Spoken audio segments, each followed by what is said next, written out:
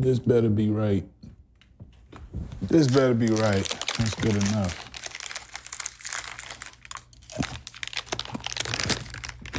All right.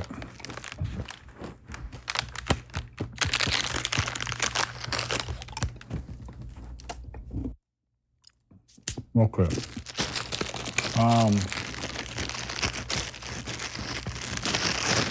These cables, they tend to get annoying when I'm on the go with that. And I'm trying to make the on-the-road portable setup with the MPC. I'm trying to make it a better experience by, just always finding ways of things I can do and how I can do it. So I found this battery pack. I might put the eBay listing on the screen. I found this interesting battery pack that I think what I'm gonna do is I'm gonna Velcro it right here, so that way it's really close to my thing. So it's close here, and then either here or the side. It's gonna be on one of the sides, just so that it keeps that same form factor, the small size form factor. Yeah. So, but today, I'm still getting this set up. Today, what we're gonna do is, by the way, big shout out to Traptendo, my guy. He had commented on my last video that I had put up about beatmaker versus the MPC One when it comes to the software, the Akai software, and he made a very great point. I'm gonna see if I can find it here and read it for you guys. He said, what's up, fam? Didn't want to disagree with you on this one, but I will say this. Both Akai MPC 1 and Beatmaker 3 have two different bass for a reason. I mean, let me kind of respond there too. And he everything he said was, and that's the thing, in this situation, I don't think there's a right or wrong answer, because at the end of the day, these are tools that were created for people to use to, create something dope. So I don't think there's a right or wrong answer, but the way we approach it based on who's paying attention, it's gonna differ from person to person, you know what I'm saying? They do have two different bases for, and it makes sense. Akai has already been a staple in the industry. They already have their market set, you're right? All they have to do now is just keep coming out with great content, great, machines that make things easier. But at the end of the day, it's productivity. What gets the job done, what for me at least, I guess, and that's the thing, I think it's different for everybody.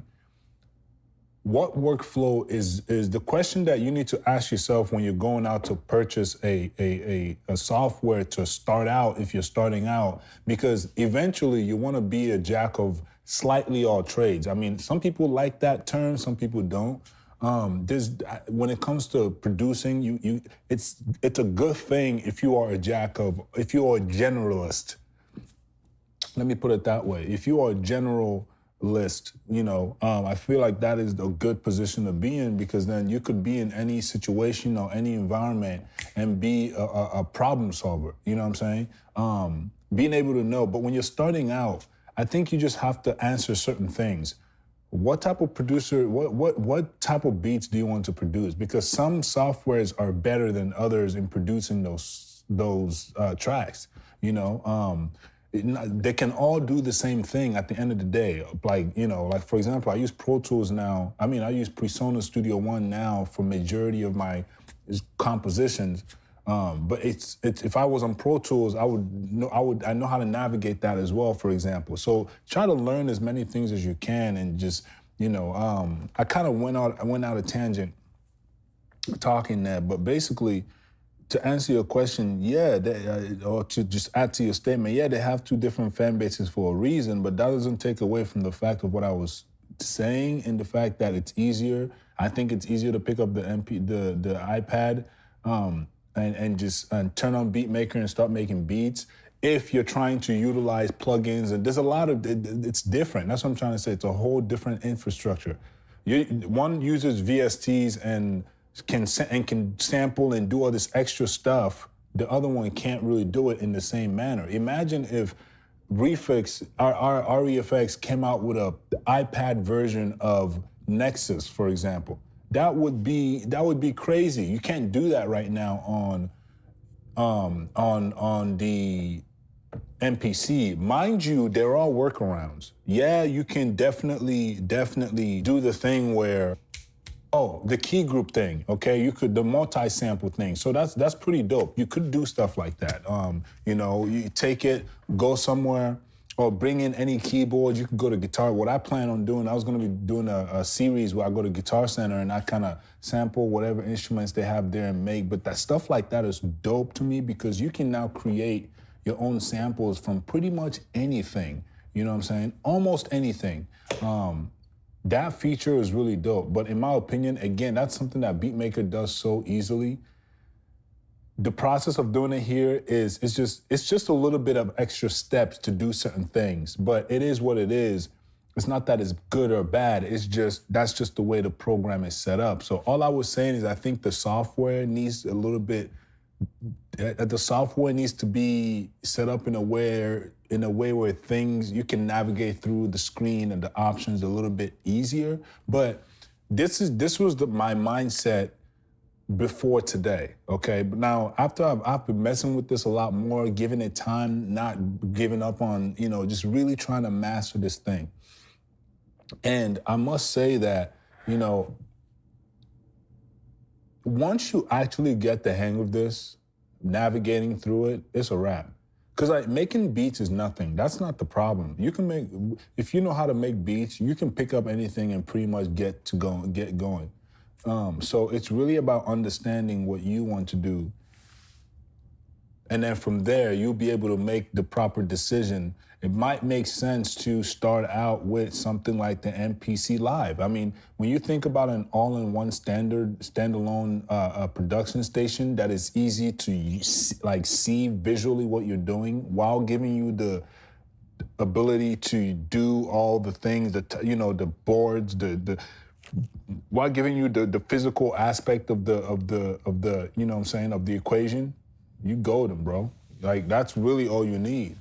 And he goes on to say, I'm definitely not a fan of Beatmaker for 3 reasons. First reason, the chord progression aren't circular. I'm not 100% sure what he meant by that, but in all honesty, when it comes to creating music, I guess for me, I try not to be too technical. A lot of people are very technical, and which is fine. There's nothing wrong with that. But I try not to be too technical because, especially when you have things like that. I'm grateful that they because their chord selection it may not be circular. Again, I'm not really sure, fam, what that means, but very good amount. And with what they gave, and with what's there, you can really create some amazing stuff. Like I have made some beats that are so dope on that app and so fast that honestly, I was addicted to making. I didn't even leave the crib without it. You know what I'm saying? But it's all personal preference. I don't know how to feel about that. But at least they give you something. Yeah, it may not be circular, but at least you have a decent amount to be able to pull ideas fast without having to waste time. I think that deserves credit. First reason, the chord progressions by nature are mathematically calculated. Exactly. For whatever reason, the programmers chose to add semitones in there. I mean, I think it's to give you extra options so that way you can, if you're sample-based producer and you're doing tunings. You also said the third reason is something you pointed out, and that was the touchscreen.